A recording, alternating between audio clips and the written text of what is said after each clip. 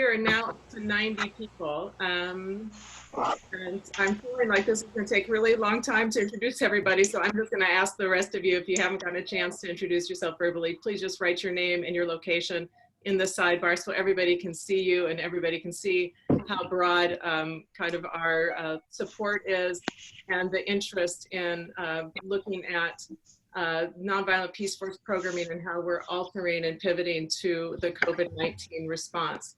So I'm just going to run through a couple logistics for the meeting, and I'm going to ask Gilda to go ahead, and she's going to be muting all of you at this point. You will have an opportunity. We're just super pleased to see all of you here. Last week, it was also, I think, really emotional to see everybody. And after we go through the logistics, before we start the presentation, I would just like to take a little bit of time for some silence, just to make sure that we're fully present and not distracted by other things and can bring ourselves fully here. The way that the format is going to be, we're going to have 3 short presentations. The first will be from Tiffany Eastom, who's our executive director. And she's going to talk a little bit about how we're thinking about our work during this time.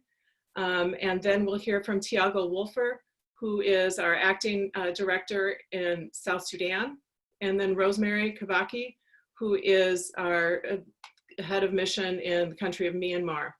Together, the 3 of them have probably the most extensive knowledge of using unarmed approaches in violent conflict than any other group on the planet, actually, ranging from work in Sri Lanka, South Sudan, Myanmar, the United States. Thiago represented a nonviolent peace force at Standing Rock in 2016. The Philippines, where Rosemary started her work with us. And I might be missing some other, and Middle East. Tiffany started our program that we're now in Iraq. So extensive knowledge, and we're going to ask each of them to talk for about 5 minutes.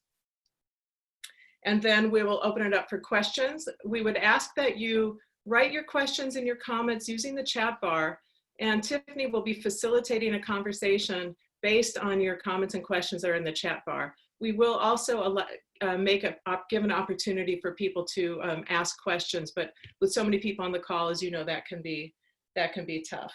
So, and at the end conclusion, Gilda will be putting up in the chat bar a link to a survey, and we will keep the meeting going long enough for you to be able to cut and paste that, put it in your browser, and we'd ask that you would respond to the survey so that we can improve it each time. We want to try to make them more interactive, and we have some ideas about how we'll do that, but we'd love to have your feedback. We'd also love to know what other topics you'd be interested in learning about.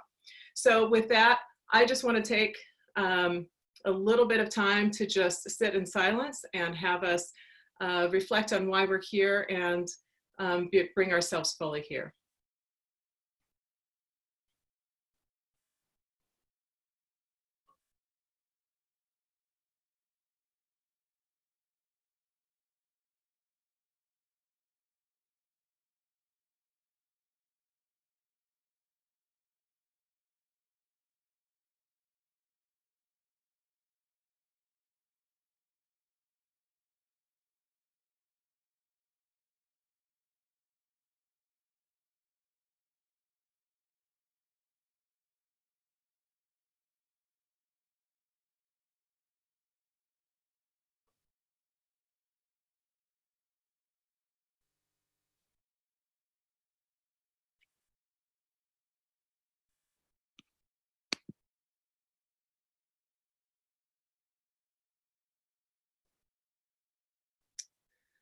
Thank you so much for that. And I would like to turn it over now to Tiffany Eastom, who is the Executive Director of Nonviolent Peace Force.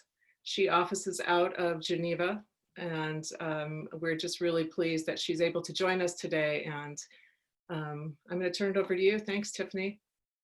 Thanks, Marna, and hello, everybody. It's so great. Here we are on Cafe number 2, and to see so many old and new friends.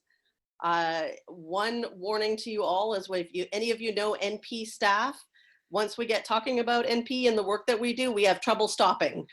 So we're going to do our very best to keep our remarks interesting, but not too long, so that there's time for questions and discussion afterwards. So we'll do our best to control ourselves, but I do warn you, it's a struggle for us all. I just wanted to say again, thank you all for being here. I've reflected a lot, and we've talked amongst the group who organized this since we met last week, for those of you who were here last week, and how powerful it was to come together. And one of the things that really I took away from that conversation last week was this notion about the impossible being possible. And if those of you who were there maybe might remember Dr. Rachel Julian referring to it as in the way that we've been talking, climate activists have been talking for years about the emergency need to shut down, slow down certain industries and certain practices because of the climate emergency, and being told that that was impossible. Those things couldn't happen. And now here we are, shutting down, slowing down, and it's not without impact. Nothing comes without impact, but it's not impossible. And why that really stuck with me as it relates to NP's work is everything that we do is about challenging the paradigm that conflict, protection, violence, things need to be managed with force or the threat of force. That's been the norm for as long as we can remember. If there's a conflict or civilians in need of protection, the norm has been let's send in armed forces or the threat of force to change that situation. And all of our work has really been focused around trying to say nonviolence works, civilian-led strategies work, and being told time and time again that's impossible. And through every day, through the work that we do in the field, knowing that that's just not true, it is possible. And so it really stuck with me, and it's really inspired and motivated me since last week, since we spoke. All of that being said, being motivated and inspired, we are pragmatic if nothing else, and we live in a real world where there are real challenges. And so from an NP perspective, I think I mentioned briefly last week, we're really working on, for us, what sounded instantly impossible. How can we do this very intimate protection work in a place where we're not allowed to be close to anybody, where we can't do what we normally do? And how do we make that possible? And that's what we've really been focusing on. For anybody who has worked for NP, we know that we always talk about sort of core characteristics that we need to be successful. We need to be persistent, we need to be creative, and we need to be adaptable. And this is a real test. This situation is a real test of those things for our teams, and they're really doing great. Our real focus is remembering that our value added first and foremost is bringing presence, bearing witness, being present with people who are in conflict-affected communities in their time of need, in these difficult periods, being present to start with, and then everything we do is value added. So and you'll hear more concrete examples and stories about what we're doing in South Sudan, where we're still able to operate quite normally. We're able to continue that presence in real active activities. In some of the other locations, like Rosemary will talk about in Myanmar and the Philippines and Iraq, where we can't be physically present, the teams are working out strategies to be present with our communities in different ways, letting them know we're still there, hearing them, trying to amplify their voices, raise their concerns, and taking it from there. What we're really, really aware of is that as the topic of COVID-19, the global pandemic has taken the space, it's taken all of our attention, and absolutely understandably so. In that, we can't forget that conflict continues. We have had a call for global ceasefire. We're inspired by that call, but it's not there yet.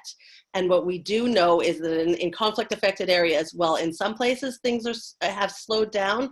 In other places, conflict does really continue. It's opportunistic. There are fewer witnesses. With a drawdown of the international community out of humanitarian locations where there's been emergency responses and there's fewer people around, fewer witnesses often results in more violence, situations of opportunistic violence. And we are seeing this. So we have to really think about the way that we're orienting our work is to not forget that. human rights violations will escalate in these situations. We're, you know, and most of you on this call, not all, but certainly most of you are from the US, and these very worrying statistics coming about the spike in gun sales last month in the US it's horrifying, and it's a real reminder that when we get scared, when we feel backed into a corner, very often the default feeling is the need to use force or have that threat of force to protect oneself. So our work has always been and continues to be about orienting away from that, looking at alternate solutions, engaging in other ways. And we look forward to really inviting our colleagues, Thiago and Rosemary, to talk really concretely about some examples of what that looks like in some of our country programs. So maybe we can start with you, Thiago. Can you tell us about how you guys are managing in South Sudan? Hi, everyone. Thanks a lot, Tiffany. It's great to see some familiar faces from the time when I worked in the US with our North Dakota project. Hope everyone is doing well. Yes, so I've been here. I'm the current head of mission. I've been here in South Sudan since January 2019, but I worked here for more than 3 years before, also with NP. I think it's important to mention that differently from our other country programs, South Sudan has not been yet affected by the virus outbreak. Nevertheless, it of course affects not just our lives here, but our operations as well. Of course, one of our main concerns is because, you know, the country is in complete lockdown, all the shops are closed, no one gets in, no one is able to leave the country. So of course, in an already very fragile economy, we will see perhaps a deterioration of the security situation. No? And this, of course, is something that we are keeping an eye on. I think right now, two main questions we are asking ourselves are related to how can we adapt our current activities to the current situation of the virus, and secondly, how NP can help health and especially water and sanitation partners, actors, to better incorporate protection in their work. I think what we, as Tiffany mentioned, and what we've been saying is that this current crisis not just create new protection issues, but exacerbate existing ones. We have one example from the floods, a natural disaster that happened end of last year, where in many parts of South Sudan, a lot of cattle, livestock was killed.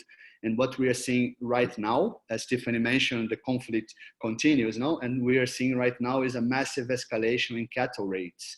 A lot of people being affected, displacement, a lot of people being killed. So, I mean, a crisis will just increase and exacerbate those existing tensions already. How we adapt our current activities to the current situation? I think at this moment, I mean, we have our expertise, we have the activities we do. We will continue to do those, try to deter violence, as you know, protective accompaniments, presence, being there, being visible, talking to the community, early warning, early response, patrols, trainings.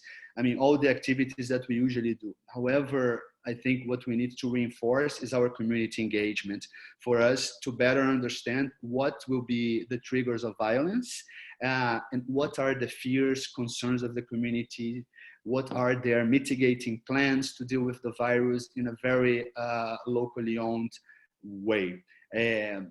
Besides, we've been working closely with health and water and sanitation actors in the 15 different field sites we have in South Sudan. We are still operational in all of them.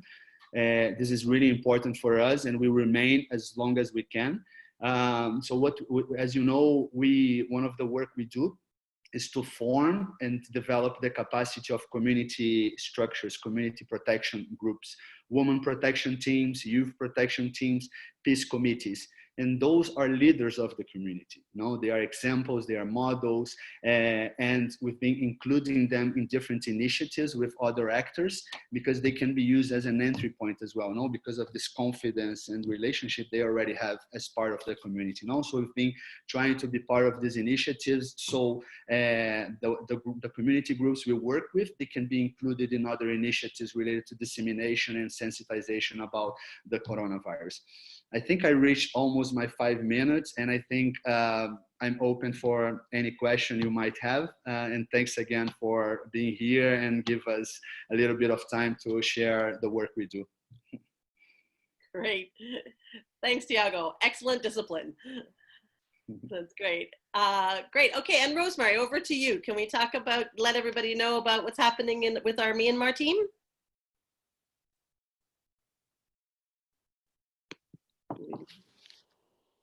Hello, everybody. Really nice to have you, see some familiar faces. I'm really happy to talk about our work in NP Myanmar. As we speak right now, I'm based in Nairobi. We agreed to, as a team, we will be working from home because the impact of COVID-19 started affecting Myanmar quite some time back. We started receiving reports from partners that it is out there, and as we border China in very many states, this was going to be an impact. When we agreed to work from home, I don't believe I meant literally that I will be working from Nairobi, but the impact on COVID-19 in Myanmar has led to Myanmar closing down all its borders and trying to respond to the fact that they have very weak systems to manage any infection in Myanmar at this particular time. We have been working from home because in the last 6 years, we have spent time training very many civilians based in villages and townships in various states in Myanmar so that they can understand how to lead to their own protection, what kind of activities they need to put in place, what kind of strategies they need to put in place, how to build relationships. This has been a challenge in Myanmar because after 60 years of staying in a very controlling environment, we found it difficult to get civilians to feel comfortable, to be proactive, to raise issues of human rights violations, because of just fear of 60 years of very dictatorship rule. This has been one of our main challenges, that now we have, as we speak, 85 women, we call them emerging women leaders. And they're emerging women leaders not because they don't have leading capacity, but because we would like to bring them up to have their voices heard. They have been having their voices, but finding very few opportunities where they're being listened to. So for the last 2 years, we have been working with them to expand forums and positions that their voices can be heard about the protection needs of their communities. This has been very successful in the sense that we're looking at the evaluation of our first phase, which we have just finished. And although we found that quite a lot of these emerging women leaders still felt they had very few context analysis, they can speak up. This is what they got in the last 18 months, that their voices are now being heard. So in regards to COVID-19, from January, February, we started receiving from these communities. This is what is happening in our region. We border China. We have migrants who have run off to China and now are trying to come back, getting away from COVID-19. They're coming in and bringing in a virus in our villages. And because they live in a conflict-affected environment, they're not getting enough support or acknowledgement that actually some protection needs are now emerging. In these areas, for example, in Shan State, which borders literally with China, the communities would try and communicate with the ethnic armed organizations because conflict still continued. So one of the very wonderful examples we were hearing when we asked the communities, what would you like? they asked us, what do we do now? Because of the conflict, we are scared and we may need to evacuate. But because of COVID-19, our villages are being shut down and we are being asked not to move. So we are caught between a rock and a hard place. Who is going to be able to respond to these protection needs? Now, this has gone across in not only Shan State, in Rakhine State. One comment from one emerging women leader is, we are not scared of COVID-19, we are scared of the armed conflict, because that is a more immediate concern for them. The concern is there are civilians caught up in IDP camps. They've been in camps for a while, and the government is trying to keep everybody in camps now because of fears of COVID-19, which is leading to reduction in humanitarian support, which is leading to lack of opportunities for international organizations to have access to those areas. And what has basically happened is our partners are left alone without financial support, without technical support, and they would like to reach out to us and say, how do we use the skills that you presented to us? I'm very happy to say the emerging women leaders are now advocating for better response to COVID-19 without ignoring the fact that they live in conflict-affected areas.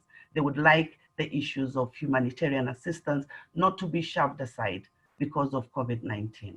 They would like the NGOs, they would like the government, they would like the ethnic organization to have a cohesive response. And it's very empowering to see them respond in such a positive way where they're speaking up, because they are the only ones in those villages who can speak up. Most INGOs are based in Yangon, which is the capital of Myanmar. They are not able to get into those villages to find what the needs are. And I think that does my 5 minutes, Tiffany. Thanks so much, Rosemary. Great update from both of you. So for everybody on the call, I hope that that gave you a little taste of where we're at in 2 of our country programs in the current environment and as the changes are happening. I'd like to invite you to, if you've got questions or comments, I think that where there's so many people on the call, the best way to do it is to write it in the chat window. And I see we've got a couple there already. I'll do my best to keep track of you all. And Marna's helping me out there, so if I miss anything, we'll try and get to it. So why don't we get started with this? I see there's lots of great questions, some about how do we adapt to the virus, and some about UCP work more generally. And I'll call on my NP colleagues so that it's not just me talking to answer some of these questions. And Rosemary, I'm gonna come back to you to answer this first question. In the chat window, the question from John Fairfield is, if one is a party in a violent conflict between 2 parties, what is the goal of the nonviolent approach? To win the struggle, or how does NP help such a party perceive a different goal? One of the things that we've been using UCP methodology with civilians is to talk with them about alternatives. I'm sorry. Can I just make sure everybody knows UCP is unarmed civilian protection.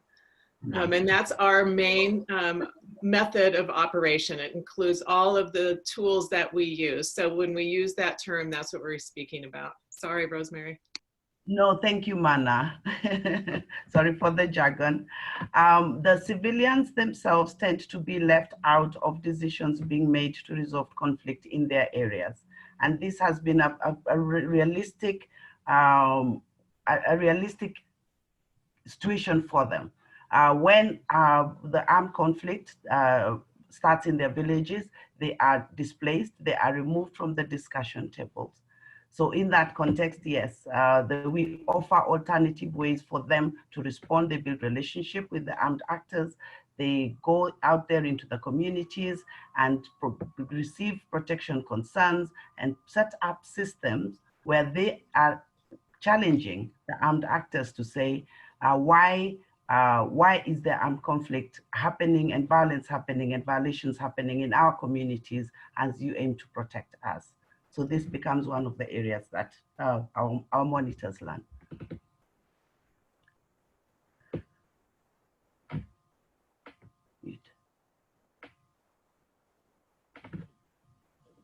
Tiffany, Tiffany, Yeah, sorry.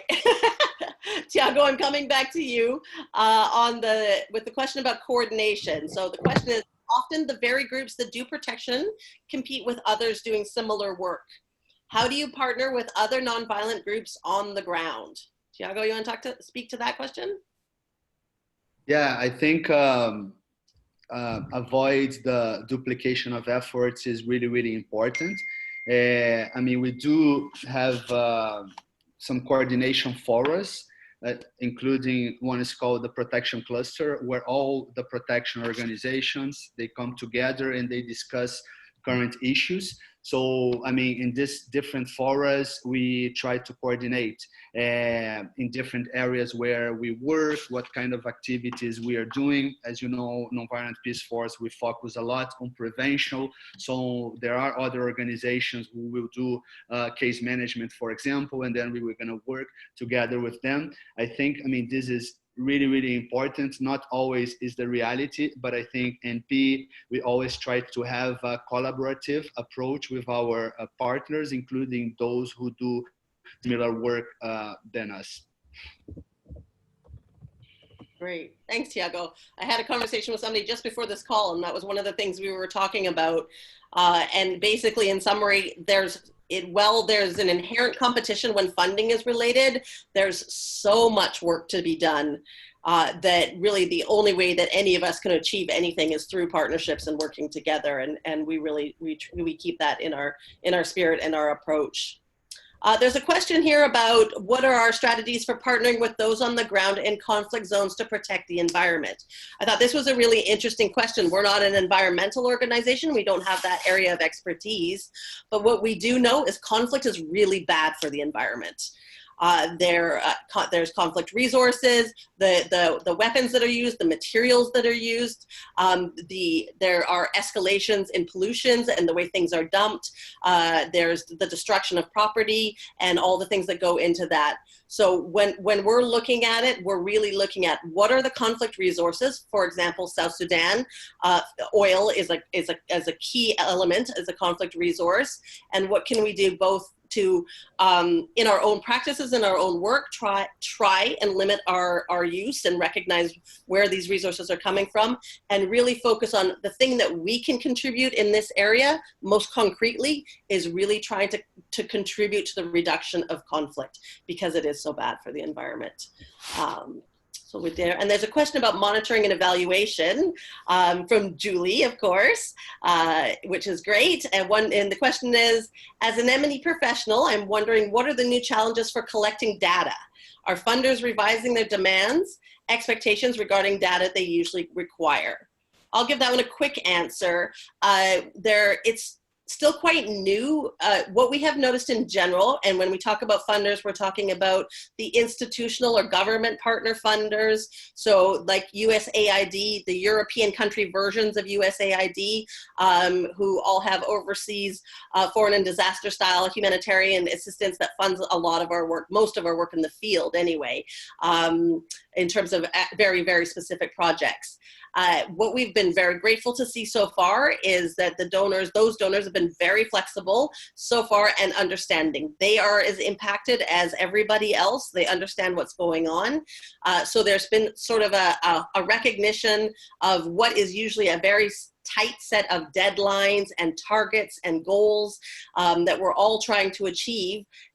We've all realized there needs to be some space to reorient and adapt. And within that is also the monitoring evaluation. As we reorient the programming, then we go from there. So while we may not have specific feedback on the data they're looking for, what we have received is feedback of flexibility about the pressure to collect. And certainly in terms of collecting data, it's access, physical access to the places and people we normally spend time with. And you may notice as well, and we've caught ourselves a couple of times, but Marna's better at it than we are in terms of catching our use of acronyms and jargon. So along the chat line, Marna's been trying to catch hearing us use acronyms and demystify those. So apologies, and we're trying not to do it. From Madelyn, great to hear ways you're adapting UCP activities in this virus situation. We're brainstorming ways to adapt UCP community trainings through the College Peace Center in rural British Columbia, Canada. Are others adapting training of some of the UCP approaches? Who would like to share ideas? Does anybody want to jump in on that from the NP side? Well, one of the interesting projects we are currently doing is actually involving the civilians we have trained to research the resilient capacities of the communities that they're working in. They're all based in the villages. And a lot of the organizations working in the villages tend to sometimes be very donor-led in the kind of projects that they're putting in place, whether they're peace building activities. So we are now working with a group of 35, we're calling them community researchers, and trying to help them to identify what kind of needs the communities feel they need from a resilience perspective, because they are coming from an armed conflict environment. What makes communities resilient? What is it that makes them strong and able to survive constant daily, sometimes weekly, sometimes monthly displacement? And I have so many examples of communities saying, one day I'll feel safe when I stop hearing gunshots, just one day, then I know that I'm feeling safe. So where is that space that will lead to that place of safety? And the communities do the research themselves, led by these community researchers, to identify those places and therefore feed this information to other organizations that come to them, and also hopefully to the donor community, so that they can also start responding to the needs of the community as the communities feel they need them, rather than set up in wonderful proposals, which sometimes we tend to do without maybe adequate communication with the communities. So that's an adaptation of unarmed civilian protection that I'm really excited about. Thanks, Rosemary. And while you're there, I'm going to catch you quickly. One quick question and one more complex one. One is from Charlie. How often are you able to communicate? How often are you able to communicate with the Myanmar partners? That's the quick one. And then the more complex one is coming up saying, I'm aware that NP has been active in the Rohingya camps in Bangladesh. How has the team in Myanmar raised awareness in Myanmar, which I think may be in denial? Are you able to amplify or advocate the Rohingya voice? So we'll let you take those ones away. Right. So I'll of course pick the easy one. One of the processes that we have been doing, and Marta is one of them as one of the project coordinators. One of the things we try and do is the communities have been responding to violations against the members since time immemorial. That tends not to be recognized, and sometimes not very well organized within specific villages or specific communities. So one of the key things that we get out of engaging with them is help set up a way for them to link together and link with NP, and whilst they're at it, link with other agencies, whether United Nations or maybe government agencies. So we have a set up system of continuous communication up and down and diagonally and horizontally and vertically, so that we open up that challenge. So we communicate with them at least once a week. Various they see us as technical support. They may call us sometimes in the middle of in the evening to say, I'm having this challenge, can I have a conversation with you? But then there are also structural meetings that we have. That's kind of the easy one in terms of opening channels of communication. You've asked about Rohingyas, as everybody may be aware in this forum. That's a very sensitive spot when it comes to Myanmar. We do have partners based in Rakhine State, which is where Rohingyas are traditionally, geographically placed when they're in Myanmar. But our partners tend to be Rakhine partners, not Rohingya partners, predominantly because most international organizations don't have open access to the Rohingya communities. We do need to be given permission to access those areas, and more often than not, we do not get that. So what we have aimed to do is train the local communities in this wonderful unarmed civilian protection methodology, in the belief that if we as NP or international organizations don't have access, we could give the capacity to the ones who do have access. So we do have many partners that we are giving training in unarmed civilian protection that links and addresses the protection needs of the communities. So this is kind of what the access that we currently have. We travel to Rakhine State personally. When I am in Rakhine State, I will refer to the Rohingya as the Muslim community.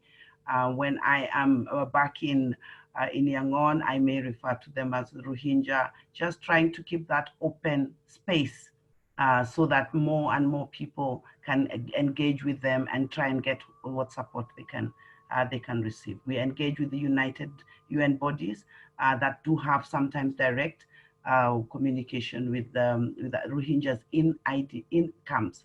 Thanks, Marna, internally displaced camps. But they do have communication with them, and we work with them so that we support the work that they do. Great, thanks so much, Rosemary. And Thiago, I'm coming back to you. Jim Hart's wondering, how do we partner with the UN? Okay, that's a good one. And Mel Duncan, please, if you want to add to anything I said.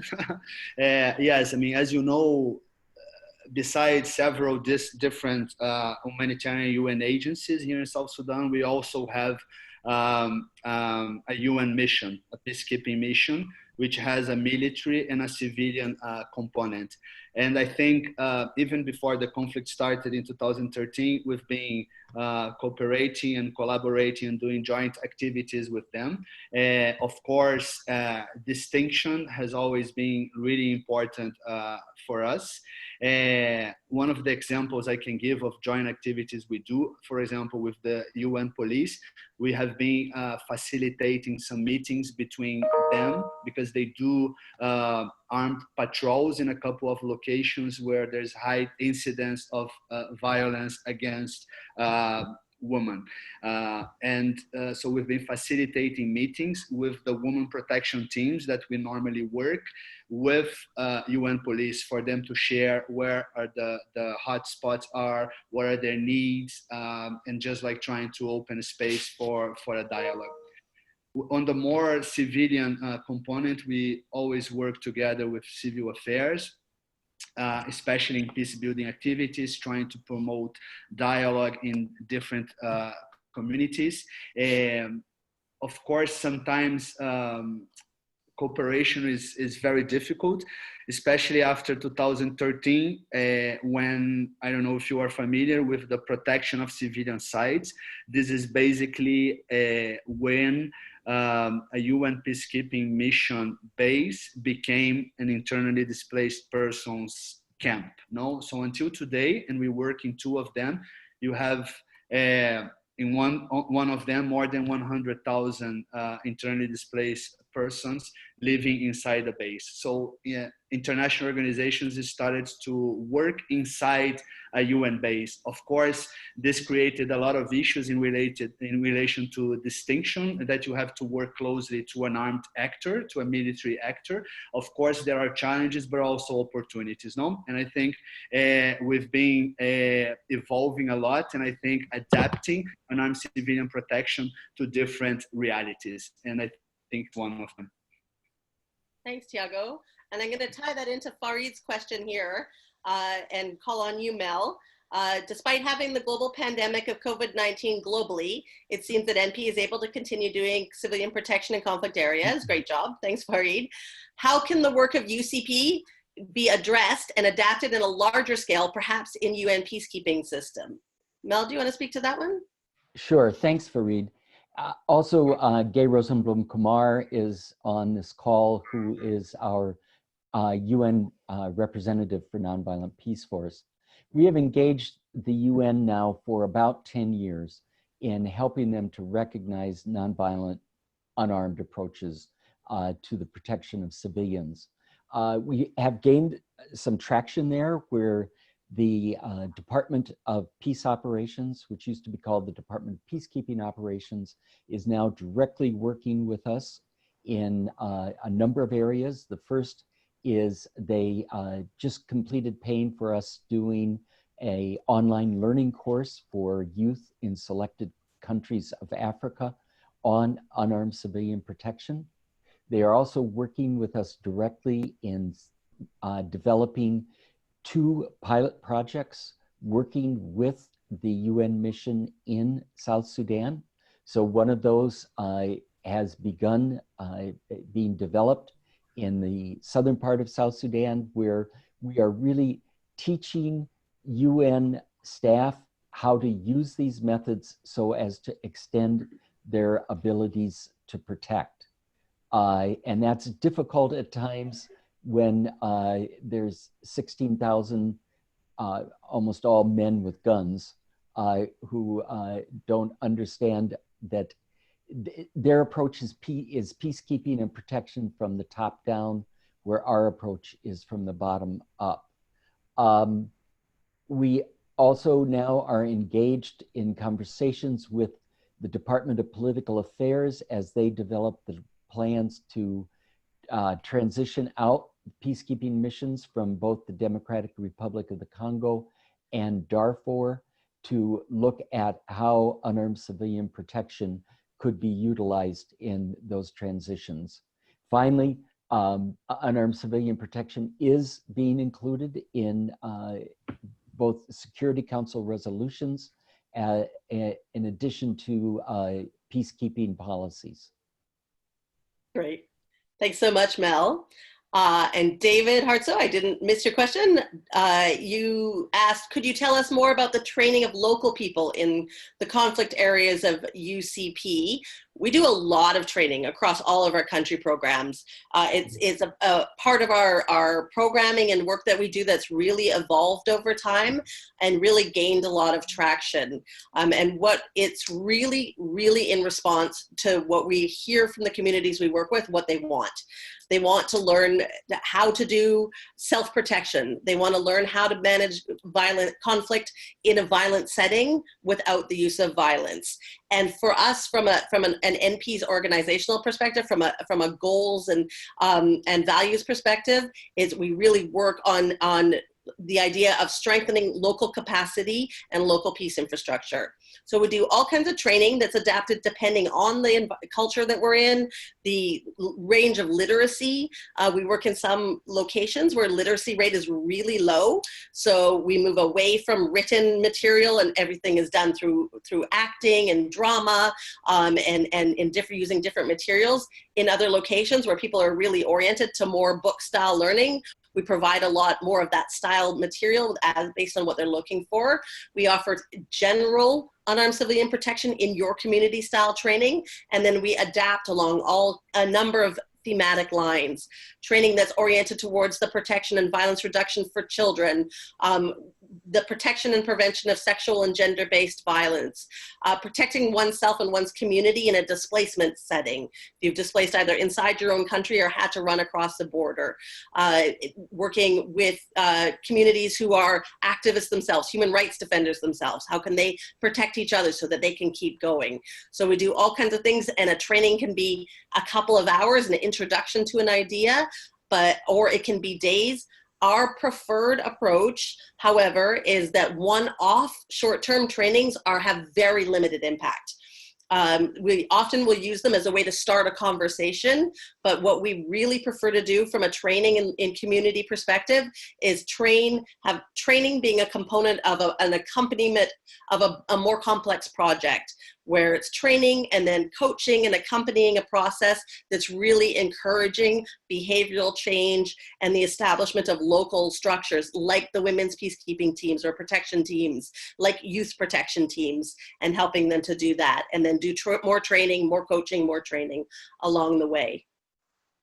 Will, you are asking a very good and challenging question about, from my understanding, violence on the local level is oftentimes a microcosm of larger institutionalized violence. Absolutely, and vice versa.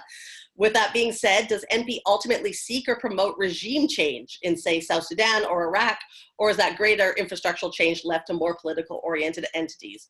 We do not promote regime change. That is not our job to do so. We're a nonpartisan organization. If regime change is going to happen, what we promote is safety and security, and that if the question of regime change is on the table or larger changes, that people should and have the actual protected legal right to not be in physical danger while they're pursuing those changes, while those issues are on the table. So we're really working on protecting the people and the space, and primacy of the local actors is one of our key values in NP, is it's the local voices that matter. What does peace look like for them? What is the community or country that they want? And then how can we protect and support that process? From there, we're running out of time, so we're gonna run quickly here. Maybe just one more question. Okay. One more question, and there's like one specific to Mel that maybe we can get Mel to reply by in writing. I'll take the easier one, which is the technical logistics question around language. Yeah, that's a great question. We approach language in a number of different ways. Our teams on the ground are made up of a combination of expat colleagues, people who are hired from all over the world, and our locally hired staff. And we have on this call, I see Hunter, who's former local national staff from South Sudan, who now lives in the US. And that really helps bring us together in a number of ways. But one of the challenges that helps us deal with is language. So with our local colleagues are really focused on helping us get to know the real situation, what's really happening behind the scenes, who's who in the environment, what is the context, building the relationships, and really helping us with culture and language. And wherever possible with our expat colleagues, we really encourage and support expat colleagues who have local language. The Iraq program, for example, has made a real conscious effort to prioritize hiring expat staff who have Arabic, because Arabic is a little bit more widely spoken. In some of the places we work, where there's many different tribal languages, it would be really difficult. People do quite a good job of sort of working. Tiago's a great example. He's a great linguist and always puts himself to the task of trying to study whatever local language he's in.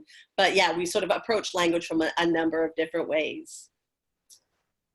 All right, coming to the end, we've got 5 minutes left. Do we want to maybe just let Mel answer this question about the US Congress question? Sure. I think that might be interesting to a lot of people on this call. Mel from Nevin, please comment on the status of funding coming from the US Congress. I just answered it in the chat box. Oh, sorry. Oh, great. Thank you. So quickly, yeah.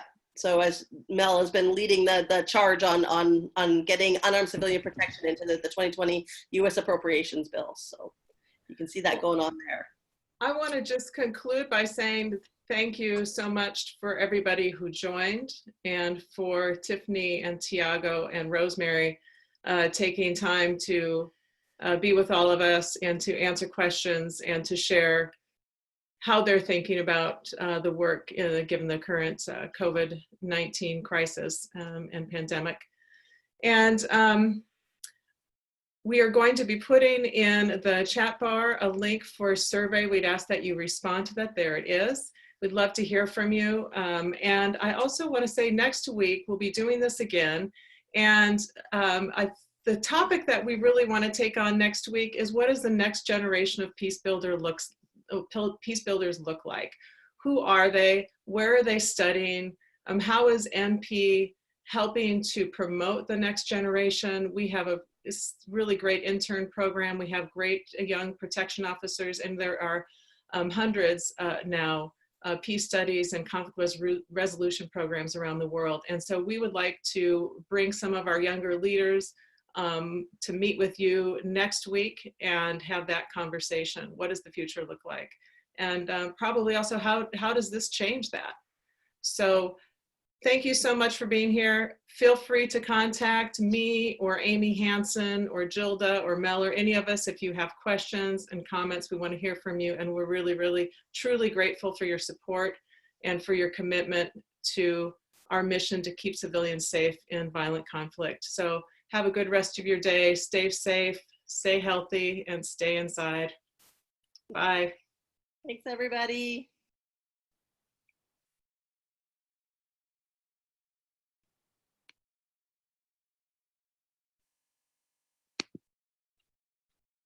Bye. Thank you.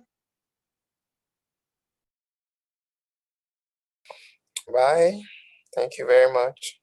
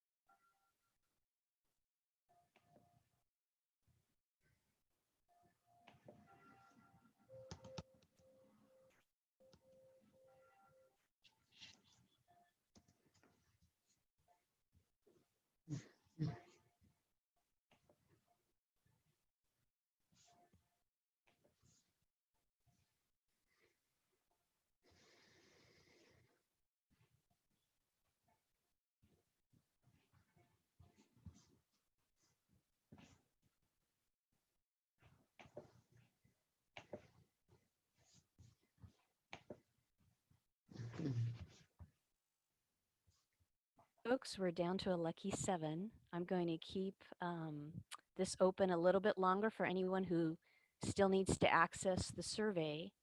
But in about another 5 minutes or so, I'll end the meeting. Thank you all for joining us.